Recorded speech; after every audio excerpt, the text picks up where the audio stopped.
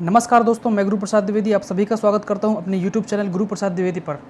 दोस्तों, आज का जो हमारा टॉपिक है, राष्ट्रकूट। आज हम राष्ट्रकूट वंश के बारे में पढ़ेंगे और इनके बारे में हम देखेंगे इनका शासन कैसा क्या रहा और इन्होंने कहां पर शासन किया, किनके बाद ये आए और कैसा इन्होंने अपने राज्य का व्यापक विस्तार कैसे किया और बहुत सी चीज़ें इनके बारे में, कुछ महत्वपूर्ण तथ्यों के बारे में जानेंगे और इनके वंशों के बारे में, इनके शासकों के बारे में और जो भी परीक्षा उपयोगी जो भी महत्वपूर्ण चीज़ें हैं सबको देखते हुए चलेंगे। तो दोस्तों, आज मैं आपके सामने ये पीपीटी के माध्यम से राष्ट्रकूट के बारे में सारा मैटर लेके आया हूँ। तो दोस्तों, अगर आपको वीडियो अच्छी लगे तो मेरी वीडियो को लाइक कीजिएगा और मेरे चैनल को सब्सक्राइब कीजिएगा और अपने दोस्तों को भी शेयर कीजिएगा। तो चलिए दोस्तों, आज का सेशन शुरू करते हैं। तो देखिए, आज हम पढ़ने जा रहे हैं राष्ट्रकूट के बारे में। तो सबसे पहले हम राष्ट्रकूट के बारे में थोड़ी सी कुछ चर्चा कर लेते हैं। पहला है दोस्तों, देखिए, अरब जो थे, अरबों ने जो अरब राष्ट्रकूट के समय भी थे, अरबों ने राष्ट्रकूट के समय भी अपनी यात्रा की थी और बहुत से जैसे अरब यात्री थे जैसे अल मसूदी वगैरह, ये राष्ट्रकूट वंश के शासकों के समय आए भी थे। तो देखिए, जो अरबों ने राष्ट्रकूटों को बल्लहारा कहा है, अरबों ने राष्ट्रकूटों को बल्लहारा कहकर संबोधित किया है। अगले देखिए, अरब यात्री अल मसूदी ने राष्ट्रकूट शासक को अल हिंद के राजाओं के राजा कहा है। ये एक उपाधि थी जो कि अरब यात्री ने, अल मसूदी ने राष्ट्रकूट शासकों को अल हिंद के राजाओं के राजा कहकर उनको संबोधित किया था। तो यह अरब यात्री अल मसूदी ने एक प्रकार की उपाधि दी थी। आगे देखते हैं, देखिए, अल मसूदी ने राष्ट्रकूट राज्य की समृद्धि का वर्णन किया है।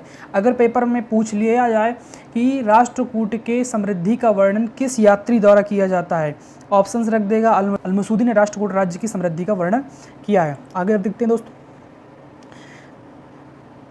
देखिए दोस्तों, अगला है 736 ईस्वी में दक्कन में सत्ता स्थापित करने वाले राष्ट्रकूट ने अपनी राजधानी मान्यखेत आखिर है कहाँ। देखिए, वर्तमान में जो मान्यखेत की स्थिति है, अभी हम आगे मैप से देखेंगे, तो जो मान्यखेत की स्थिति है वह वर्तमान में सोलापुर महाराष्ट्र में इसकी स्थिति मानी जाती है। वहाँ पर इन्होंने राज किया था और दक्कन का इलाका था। इस 736 ईस्वी में मान्यखेत से इन्होंने राज्य करना प्रारंभ किया था। अगली स्लाइड की ओर चल रहे हैं। सबसे पहले हम यहाँ पर देखेंगे राष्ट्रकूट की वंशावली। यहाँ पर राष्ट्रकूट के समय में जितने भी शासक हुए हैं, मैंने सबको कहीं ना कहीं से इकट्ठे करके सब इसमें स्लाइड में लगाए रखे हैं। लगभग मैंने 15 शासकों के एग्जैक्ट शासनाक्रम के अनुसार पूरे राजाओं को क्रम से लगाया है। आप एक एक करके राजाओं को देख लीजिए। सारे राजाओं को पढ़ना नहीं है, पढ़ना केवल महत्वपूर्ण शासकों को है। केवल हम एक नज़र मार लेते हैं, एक नज़र देख लेते हैं कौन कौन से राजा थे और कौन किस क्रम में थे।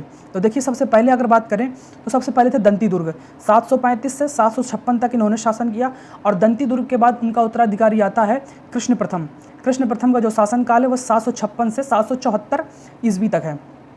आगे देखते हैं, कृष्ण प्रथम के बाद आए गोविंद द्वितीय, जिनका शासनकाल 774 से 780 तक रहा और इसके बाद आए ध्रुव, जिनका शासन 780 से 793 तक, इन्होंने 13 वर्ष तक शासन किया। आगे देखते हैं, इसके बाद गोविंद तृतीय आए। गोविंद तृतीय का जो शासन है वो 793 से 814 ईस्वी तक रहा। इसके बाद देखें तो अमोघ वर्ष 814 से 878 ईस्वी तक रहा और अमोघ वर्ष के बाद कृष्ण द्वितीय आए, जिनका शासन 878 से 914 ईस्वी तक था और उसके बाद इंद्र तृतीय, जिसका शासन 914 से 929 तक था। इसने 15 वर्षों तक शासन किया। इसके बाद आते हैं अमोघ वर्ष द्वितीय, जिसका शासनकाल 929 से 930 तक रहा और इसके अमोघ वर्ष द्वितीय के बाद आए गोविंद चतुर्थ, जिनका टाइम पीरियड 930 से 936 एडी तक था। फिर गोविंद चतुर्थ के बाद अमोघ वर्ष तृतीय आए, जिनका टाइम पीरियड 936 से 939 एडी तक था। इसके बाद आते हैं कृष्ण तृतीय, जिनका टाइम पीरियड 936 से 967 एडी तक था। कृष्ण तृतीय के बाद अगर देखें तो कृष्ण तृतीय के बाद जो आए वो आए हमारे खोटिंग अमोघ वर्ष, या इन्हें अमोघ वर्ष चतुर्थ भी कहते हैं और इनका वैसे नाम किताबों में खोटिंग अमोघ वर्ष मिलता है, जिनका शासनकाल 967 से 972 तक था। इसके बाद देखें तो कर्क द्वितीय 972 से 973। देखिए, किताबों में, कई सारी किताबों में राष्ट्रकूट का जो अंतिम शासक मिलता है वो कर्क द्वितीय मिलता है देखने को, 972 से 973 तक, कहीं कहीं 972 से 974 तक भी मिलता है। लेकिन जो मुझे देखने को मिला तो वह राष्ट्रकूट का अगर अंतिम शासक की बात करें तो किसी किसी किताबों में आपको इंद्र चतुर्थ देखने को मिलेगा। इंद्र चतुर्थ का जो शासनकाल है 973 से 982 तक था। तो ये पूरे राष्ट्रकूट के शासकों का कालक्रम रहा और इस कालक्रम को आपको देख लेना है, किसी को याद नहीं करना है, केवल एक नज़र आप देख भर लीजिए। हम इनमें से केवल महत्वपूर्ण शासकों के बारे में ही पढ़ेंगे या जानेंगे, फालतू का हमें कुछ नहीं पढ़ना है, नहीं पढ़ने के लिए तो बहुत कुछ है। तो दोस्तों इसका स्क्रीनशॉट ले लीजिए आप। चलिए आगे बढ़ते हैं। आगे देखिए, हम यहाँ पर राष्ट्रकूट के राज्य क्षेत्र का थोड़ा सा वर्णन कर लेते हैं मैप के थ्रू कि कहाँ पर ये राज करते थे। तो देखिए इनका जो राज्य देखते हैं, इनका राष्ट्रकूट का जो राज्य क्षेत्र है, यहाँ पर स्लाइड के माध्यम से मैप से देख लेते हैं। देखिए यहाँ पर थे चोल और यहाँ पर थे पल्लव, यहाँ पर चोल थे। ये कौन सा है, ये पर चोल थे तमिलनाडु साइड। फिर देखिए यहाँ पर राष्ट्रकूट, ये महाराष्ट्र का इलाका है जहाँ पर राष्ट्रकूट है। तो देखिए कहा जाता है कि ये चालुक्यों को पतन करके आए थे, फिर इनका दमन चालुक्यों ने ही कर दिया। यानी कि देखिए यह वातापी चालुक्य और वेंगी चालुक्यों को दमन करके आया था राष्ट्रकूट, और राष्ट्रकूट को बाद में कल्याणी के चालुक्य ही नीचे कर देते हैं। यहाँ पर देख लेते हैं। देखिए सबसे पहले पल्लव है, फिर पल्लव के बाद वातापी और वेंगी के चालुक्य आए, पल्लव के ध्वंसावशेषों पर अवशेष किए। फिर वातापी चालुक्य और वेंगी चालुक्य के बाद आए हमारे राष्ट्रकूट। फिर जब राष्ट्रकूट आए तो राष्ट्रकूट का फिर इन्होंने कल्याणी के चालुक्य ने उनका फिर दमन कर दिया, फिर कल्याणी के चालुक्यों का चोलों ने कर दिया। तो यही क्रम रहा है, पल्लव, फिर वातापी और वेंगी के चालुक्य, फिर राष्ट्रकूट आए, फिर राष्ट्रकूट के बाद कल्याणी के चालुक्य आए, फिर कल्याणी के चालुक्य के बाद चोल आए। तो ये देखिए ये यहाँ पर राष्ट्रकूट राज करते थे, ये महाराष्ट्र के सोलापुर में जो वर्तमान स्थिति है। अब देख लेते हैं कि राष्ट्रकूटों ने अपने राज्य का विस्तार कहाँ से कहाँ तक किया। राष्ट्रकूट में भी बहुत से महान शासक थे, जैसे गोविंद तृतीय थे, ध्रुव धारावर्ष थे। इन्होंने अपने शासन का बहुत एक्सपेंड किया। तो देखिए यहाँ पर हम देख लेते हैं कहाँ से कहाँ तक इन्होंने विस्तार किया।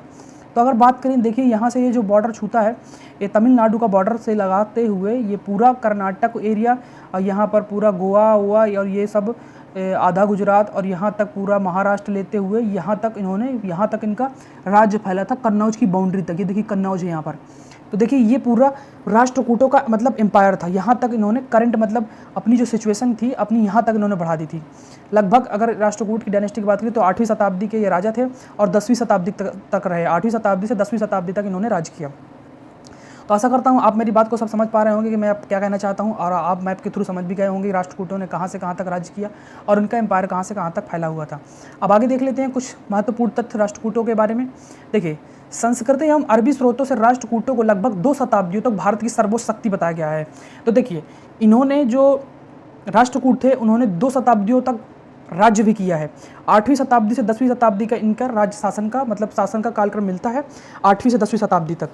और देखिए अपने राज्य की भौगोलिक स्थिति के कारण राष्ट्रकूटों ने समुद्री व्यापार का लाभ उठाकर समृद्धि अर्जित की। तो देखिए इनकी खास बात और थी कि ये समुद्री व्यापार करते थे। इनकी बात करें तो ये सब अपने राज्य में क्या करते थे, भौगोलिक स्थिति के कारण राष्ट्रकूटों ने समुद्री व्यापार का लाभ उठाते थे। ये इनकी सीमाएं भी कुछ थी जो समुद्र से लगती थी, तो इसका उन्होंने भी फायदा लिया है राष्ट्रकूटों ने। आगे देखते हैं दोस्तों।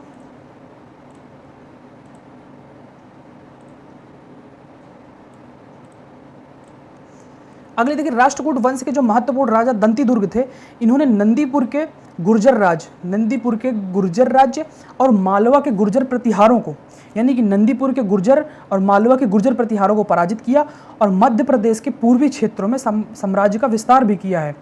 देखिए इन्होंने क्या किया, दंतीदुर्ग ने नंदीपुर के जो गुर्जर राज थे यहाँ पर इन्होंने इसको पराजित किया था, नंदीपुर के गुर्जरों को, और मालवा के गुर्जर प्रतिहारों को पराजित करके इन्होंने मध्य प्रदेश के पूर्वी क्षेत्र में इनका देखिए मध्य प्रदेश तक इन्होंने अपना पूरा राज्य को क्या किया था, एक्सपेंड कर रखा था। बाद में तो और भी महान शासक हुए जिन्होंने अपने शासन को और अभी आगे तक ले गए। आगे देखते हैं। देखो दोस्तों आगे दंतीदुर्ग के उत्तराधिकारी व उसके चाचा, जो दंतीदुर्ग के चाचा थे कृष्ण प्रथम, ने राष्ट्रकूट प्रभुसत्ता का विस्तार महाराष्ट्र से आगे करके वर्तमान हैदराबाद और मैसूर को भी सम्मिलित कर लिया। ये देखिए महाराष्ट्र से लेकर ये नीचे तक हैदराबाद और मैसूर तक पहुंच गया था। दंतीदुर्ग का जो उत्तराधिकारी था कृष्ण प्रथम, तो कृष्ण प्रथम भी बहुत महान शासक था अपनी इस राष्ट्रकूट डायनेस्टी का। आगे देखते हैं।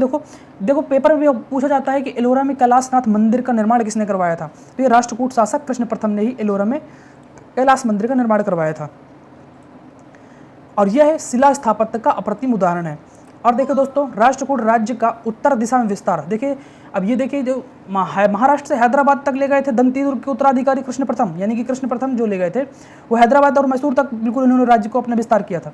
अब अगर बात करें ध्रुव की, तो ध्रुव ने पूरा राष्ट्रकूट राज्य का उत्तर दिशा में विस्तार करना प्रारंभ कर दिया था, यानी कि अब ये ऊपर की ओर, महाराष्ट्र से ऊपर की ओर इन्होंने विस्तार करना अपना शुरू कर दिया था। आगे स्लाइड देखते हैं दोस्तों। त्रिकोणी संघर्ष में ध्रुव ने दो प्रमुख उत्तरी शक्तियां प्रतिहार नरेश वत्सराज एवं पाल नरेश धर्मपाल को पराजित किया। देखिए दोस्तों, अगर बात करें जो हमारा एक त्रिपक्षीय संघर्ष जाना जाता है, जिसमें से हमारे कौन कौन थे, एक राष्ट्रकूट थे त्रिपक्षीय संघर्ष में, और बात करें तो प्रतिहार थे, और बात करें तो पाल थे। इन तीनों के बीच त्रिपक्षीय संघर्ष हुआ था। तो इसमें क्या हुआ, त्रिकोणी संघर्ष में ध्रुव ने दो प्रमुख उत्तरी शक्तियों को, यानी कि ध्रुव ने अकेले एक तो प्रतिहार नरेश यानी गुज्जर प्रतिहार नरेश वत्सराज को और पाल नरेश धर्मपाल को, दोनों को पराजित किया। और इसी प्रतीक मतलब विजय के उपलक्ष्य में क्या किया था कि राष्ट्रकूट प्रतीक के रूप में इन्होंने गंगा तथा यमुना के प्रतीकों को सम्मिलित किया था। ये देखिए कितनी अच्छी बात है, इन्होंने गंगा और यमुना के प्रतीकों को सम्मिलित किया था। जैसे हमारे राष्ट्रीय प्रतीक है, अपने भारत का राष्ट्रीय प्रतीक है, वैसे इन्होंने अपने राज्य का जो राष्ट्रीय प्रतीक बनाया वो गंगा और यमुना के प्रतीकों को सम्मिलित किया इस उपलक्ष्य में, क्योंकि उस समय त्रिकोणी पक्ष में जो प्रतिहार नरेश वत्सराज थे और पाल नरेश धर्मपाल थे, इनको पराजित किया था ध्रुव ने अकेले। इस वजह से इसने क्या किया कि राष्ट्रकूट के प्रतीक के रूप में गंगा और यमुना के प्रतीकों को सम्मिलित किया। पेपर में पूछा जा सकता है कि गंगा तथा यमुना के प्रतीकों को सम्मिलित कब किया, कैसे मतलब क्यों किया। बस ये बता सकते हैं कि आपकी त्रिकोणीय संघर्ष में ध्रुव ने दो लोगों को पराजित किया था, इसी विजय के उपलक्ष्य में इसने गंगा तथा यमुना के प्रतीकों को राष्ट्रकूट के प्रतीक के रूप में सम्मिलित किया था। अगले देखते हैं। देखिए, राजा बनने पर ध्रुव ने निरुपम, कालीवल्लभ और धारावर्ष, देखिए ये कुछ ध्रुव की उपाधियाँ हैं जो महत्वपूर्ण है। एक तो देखिए निरुपम है, एक है देखिए कालीवल्लभ, एक है देखिए श्रीवल्लभ, ये मतलब पूछा जा सकता है, और एक है धारावर्ष। ध्रुव को धारावर्ष के नाम से भी जानते हैं। तो राजा बनने पर ध्रुव ने निरुपम, कालीवल्लभ, श्रीवल्लभ एवं धारावर्ष की उपाधियाँ धारण की। देखिए आगे देखते हैं। राष्ट्रकूट गोविंद तृतीय नेपाल के राजा धर्मपाल की सहायता करते हुए प्रतिहार राजा नागभट्ट द्वितीय को पराजित किया। देखिए इन्होंने क्या हुआ था कि राष्ट्रकूट गोविंद तृतीय ने ये राष्ट्रकूट गोविंद तृतीय ने पाल राजा, यानी कि बाद में क्या हुआ, जो राष्ट्रकूट का राजा गोविंद तृतीय था और पाल का राजा था धर्मपाल, तो धर्मपाल की सहायता करते हुए, मतलब धर्मपाल की जब धर्मपाल और नागभट्ट द्वितीय का युद्ध हो रहा था तो राष्ट्रकूट गोविंद तृतीय ने क्या किया, धर्मपाल की सहायता की, धर्मपाल की ओर से लड़ा, और धर्मपाल की ओर से लड़ते हुए इसने किसको, नागभट्ट द्वितीय को पराजित किया, जो कौन था, प्रतिहार राजा था। तो प्रतिहार राजा नागभट्ट द्वितीय को इसने पराजित किया था गोविंद तृतीय ने, किसके साथ मिलकर, धर्मपाल के साथ मिलकर। ये भी पूछा जा सकता है। पहले हमने देखा त्रिकोणी संघर्ष में ध्रुव ने प्रतिहार नरेश वत्सराज को और पाल नरेश धर्मपाल को पराजित किया। फिर क्या हुआ, यही राष्ट्रकूट गोविंद तृतीय धर्मपाल के साथ मिल जाता है और प्रतिहार राजा नागभट्ट द्वितीय को पराजित करता है। आगे देखते हैं दोस्तों। गोविंद तृतीय, देखिए गोविंद तृतीय का ऐसा शासक था, मतलब बहुत महान शासक था। इसके बारे में बोला जाता है कि हिमालय तक पहुंचा तथा प्रयाग, बनारस और गया भी गया, अब तथा इस क्षेत्र के विरोधियों को परास्त किया। मतलब एक तो उत्तर की ओर ध्रुव प्रचार कर ही रहा था, मतलब ध्रुव अपना प्रसार कर रहा था अपने शासन का या मतलब राष्ट्रकूट वंश का, लेकिन जब गोविंद तृतीय आया तो ये हिमालय तक पहुंच गया, मतलब ये बिल्कुल ऊपर तक, उत्तर तक पहुंच गया और बनारस भी गया और गया को भी जीता और विरोधियों को भी वहाँ के परास्त किया। अगले देखिए दक्षिण के राजाओं द्वारा अपने विरुद्ध संघ बनाए जाने पर गोविंद तृतीय दक्षिण लौटा। अब हुआ ये कि जब ये गोविंद तृतीय उत्तर की ओर एक्सपेंड कर रहा था अपने मतलब डायनास्टी का, मतलब उत्तर के जो राजाओं को था वो विजित कर रहा था, मतलब पूरे क्षेत्रों को जीतता चला जा रहा था। ऐसे में क्या पता चला, उसे पता चलता है कि दक्षिण के जो राजा हैं उसके विरुद्ध एक षड्यंत्र रच रहे हैं, मतलब गोविंद तृतीय के विरुद्ध। तो गोविंद तृतीय को इसकी आशंका हो जाती है कि मतलब इसके लिए कुछ जालसाजी रची जा रही है दक्षिण में, तो यह तुरंत उत्तर को छोड़कर दक्षिण की ओर तुरंत प्रस्थान करता है। देखिए गोविंद तृतीय के बारे में बहुत कुछ बताया जाता है। देखिए एक क्योट है, मैं भी पढ़ रहा हूँ इसमें। देखिए इसमें बताया गया है कि गोविंद तृतीय ने इतना बड़ा साम्राज्य स्थापित किया कि उसके घोड़े शत्रु क्षेत्र में पदार्पण किए बिना हिमालय से कन्याकुमारी तक दौड़ सकते थे। देखिए क्या बात कर रहा है इसमें, मतलब उसके घोड़े शत्रु क्षेत्र में बिना पदार्पण किए हिमालय से कन्याकुमारी तक बेधड़क दौड़ सकते थे। इसका मतलब कि गोविंद तृतीय ने काफ़ी अच्छा अपने राज्य का विस्तार किया था और बहुत ही अच्छा शासक भी था गोविंद तृतीय। इसके कुछ महान शासक जैसे थे, ध्रुव को देख लीजिए, गोविंद तृतीय देख लीजिए, ये बहुत महान शासक थे। अगले देखते हैं अगली स्लाइड। गोविंद तृतीय के शासनकाल में संपूर्ण भारत ने राष्ट्रकूट की प्रभुत्ता स्वीकार की थी। अब देखिए यही है गोविंद तृतीय, जो मैंने अभी मैप दिखाया था आपको, तो ये गोविंद तृतीय ने ही एक्सपेंड किया था ऊपर तक, जो भी मतलब राष्ट्रकूट का जो भी दिखाया गया था तो गोविंद तृतीय के द्वारा ही पूरा विजित किया गया था। संपूर्ण भारत ने राष्ट्रकूट की प्रभुत्ता स्वीकार की थी गोविंद तृतीय के समय में। 13 वर्ष की आयु में राजपद संभालने वाले गोविंद तृतीय के पुत्र एवं उत्तराधिकारी अमोघ वर्ष 814 से 880 के शासन में राष्ट्रकूटों का पतन प्रारंभ हुआ। गोविंद तृतीय तक इनका शासन खूब बढ़िया चलता रहा, अच्छे सब राजा मतलब राज करते रहे, अपने क्षेत्र का विस्तार करते रहे। लेकिन जब गोविंद तृतीय के बाद जब उसका उत्तराधिकारी अमोघ वर्ष आया तो ये बड़ा बेकार का मतलब था। ये मतलब इसके आने से पूरे राष्ट्रकूट का पतन होना शुरू हो गया। ये ना मतलब उतना किसी भी अपनी आर्मी को ना उतना कंडक्ट कर पाता था सही से, ना मतलब इसकी जो साम्राज्य नीति थी वो कम अच्छी थी। कई सारे कारण हैं जो अमोघ वर्ष ने अपने राज्य का पतन कराना शुरू कर दिया है। अगला देखते हैं। देखिए, अमोघ वर्ष प्रथम के आवश्यकता काल में दक्षिण गुजरात का वायसराय कर्क उसका संरक्षक था। अवयस्कता, सॉरी ये लिखा है अवयस्कता, यानी कि जब वह मेच्योर नहीं था, मतलब जब वो छोटा था तो उसको एक संरक्षक के रूप में एक राज्य दिया गया था। जैसे अकबर का संरक्षक बैरम खान था, अकबर तो केवल नाम का था लेकिन संरक्षक जो उसके होते हैं। इसी प्रकार अमोघ वर्ष प्रथम के मतलब जब वो अवयस्कता काल में जब था तो उसका दक्षिण गुजरात का वायसराय कर्क उसका संरक्षक बना था, यदि कर्क उसका संरक्षक था अमोघ वर्ष का। देखिए, अमोघ वर्ष ने ही मान्यखेत नगर बसाया था और अपनी राजधानी अमोघ वर्ष मान्यखेत ले गया था। तो ये कुछ याद कर लीजिएगा। देखिए, अब विद्यादानी के बारे में अमोघ वर्ष को दिया बहुत कुछ बताया जाता है कि दानी बहुत था।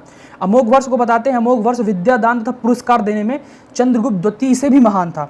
देखिए, शाहशांक का मतलब एक उपाधि है जो चंद्रगुप्त द्वितीय विक्रमादित्य को दी जाती है, शाहशांक। तो अगर इसमें कहा जाता है कि अमोघ वर्ष विद्यादान तथा पुरस्कार देने में शाहशांक से भी महान था, चंद्रगुप्त के चारित्रिक दोष भी उसमें नहीं थे, मतलब कुछ कैरेक्टर दोष थे चंद्रगुप्त द्वितीय में, वो उसमें अमोघ वर्ष में एक भी नहीं थे। और दान देने में चंद्रगुप्त द्वितीय से भी बहुत आगे था अमोघ वर्ष। हालांकि राज्य की नीति नहीं उसकी अच्छी थी कि अपने क्षेत्र का विस्तार कर सके। देखिए, अमोघ वर्ष ने कन्नड़ में कवि राजमार्ग नामक ग्रंथ भी लिखा है, काव्य ग्रंथ है इसका अमोघ वर्ष का कवि राजमार्ग। तो ये पेपर में कभी कोई पूछ लेता है अमोघ वर्ष का काव्य ग्रंथ कौन सा है। आगे देखते हैं दोस्तों। देखिए, अमोघ वर्ष का राजकवि जो था जिनसेन, उसने भी आदि पुराण की रचना की थी। अमोघ वर्ष जैन होते हुए भी महालक्ष्मी का परम भक्त था। तो बताया जाता है कि अमोघ वर्ष जैन मतलब ग्रंथ को उसने अपनाया था। लेकिन जैन तो था ही, लेकिन महालक्ष्मी का परम भक्त भी था। एक अवसर पर उसने क्या किया था, देवी को अपने बाएं हाथ की अंगुली काट कर चढ़ा दी थी। अब बताइए, जैन भी था और महालक्ष्मी का परम भक्त भी था, मतलब दो धर्मों का बिल्कुल पालन कर रहा था अमोघ वर्ष। एक अवसर पर उसने देवी को अपने बाएं हाथ की अंगुली काट कर चढ़ा दी। बताइए, दान ही तो है, नहीं और क्या है, दान ही तो है। विद्यादान, पुरस्कार दान, अंगुली दान, मतलब सब दान ही तो दान तो कर रहा है। दान देने में बहुत आगे था वो, चंद्रगुप्त द्वितीय को पीछे छोड़ रखा था। आगे देखते हैं दोस्तों। अगली है, अमोघ वर्ष ने तुंगभद्रा नदी में जल समाधि लेकर प्राणांत किया। लेकिन जब इसका विश्वास अपनी दुनियादारी से उठ गया तो इसने अपना तुंगभद्रा नदी में गया और जल समाधि ली, वहीं अपने प्राण त्याग दिए। फिर क्या, देखिए, इसके बाद आए फिर इंद्र तृतीय। राष्ट्रकूट शासक इंद्र तृतीय ने प्रतिहार नरेश महिपाल को परास्त कर कन्नौज पर अधिकार कर लिया, किंतु उसके लौटते ही महिपाल ने पुनः कन्नौज पर अधिकार कर लिया। ऐसा हुआ कि इंद्र तृतीय ने क्या किया, महिपाल को हराया, कन्नौज से उसको हटाया, अपना राज्य किया। लेकिन फिर जब वहाँ से वह इंद्र तृतीय जा रहा था कन्नौज से, जहाँ तुरंत महिपाल को मौका मिला कि कन्नौज खा लिए, तुरंत उसने कन्नौज पर फिर अधिकार कर लिया। तो मतलब 1-2 सालों के लिए इंद्र तृतीय ने वहाँ पर कन्नौज पर अधिकार किया था। अगला देखते देखो, राष्ट्रकूट शासक कृष्ण तृतीय ने राज्यारोहण के समय अकाल वर्ष की उपाधि धारण की थी। ये पूछ लेते हैं कभी कभी एग्जाम में कि किस राष्ट्रकूट शासक ने अकाल वर्ष की उपाधि धारण की थी।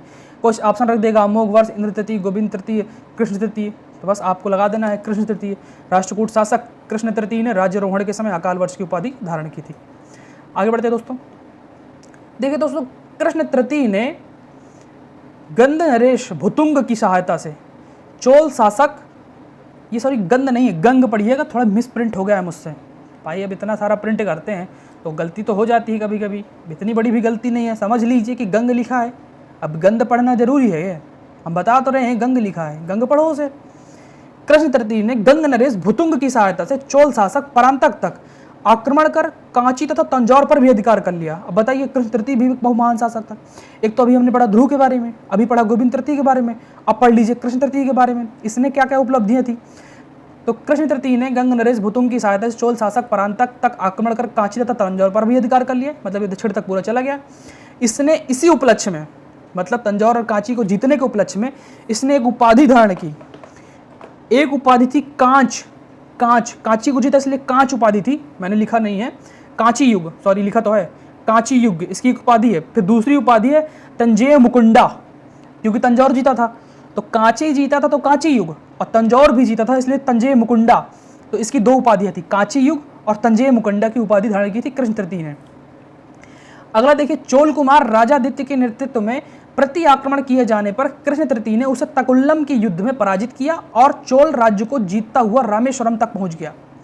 अब बताइए, चोल कुमार राजादित्य के नेतृत्व में आक्रमण किए जाने पर कृष्ण तृतीय ने उसे तक्कोलम के युद्ध में पराजित किया, यानी कि राष्ट्रकूट ने चोल को पराजित किया और चोल राज्य को जीतता हुआ, मतलब चोल भी जीता, नीचे रामेश्वरम तक पहुंच गया जीतते जीतते। ये भी मतलब कृष्ण तृतीय काफ़ी महान शासक था। आगे देखें, कृष्ण तृतीय ने चोलों पर विजय के उपलक्ष्य में रामेश्वरम में विजय स्तंभ स्थापित किया और कृष्णेश्वर तथा गंड मार्तंडादित्य के मंदिर बनवाए। देखिए, एक विजय स्तंभ राणा कुंभा ने बनवाया था 1448 में, याद हो अगर आपको मध्यकालीन इतिहास में, तो वो तो याद रखना ही है। अब कभी कभी प्राचीन इतिहास का भी देख लीजिए, इसमें भी विजय स्तंभ है, तो अब कन्फ्यूजन मत खाइएगा। विजय स्तंभ कृष्ण तृतीय ने भी बनवाया है और राणा कुंभा ने भी बनवाया है। राणा कुंभा ने 1448 में बनवाया है और कृष्ण तृतीय ने रामेश्वरम में बनवाया है, ठीक है, याद रखिएगा। और कृष्णेश्वर और गंड मार्तांडादित्य के मंदिर भी कृष्ण तृतीय ने बनवाए। अब कृष्ण तृतीय के जो राजकवि थे वो पुण्य थे, और पुण्य ने शांति पुराण की रचना की है, और कन्नड़ के 3 रत्न भी माने जाते हैं। पंप पुण्य रन पढ़े हो अगर आपने, कन्नड़ के त्रिरत्न पंप पुण्य रन, तो इनमें पुण्य जी थे, इन्होंने शांति पुराण की रचना की थी, और ये राजकवि थे किसके, कृष्ण तृतीय के थे।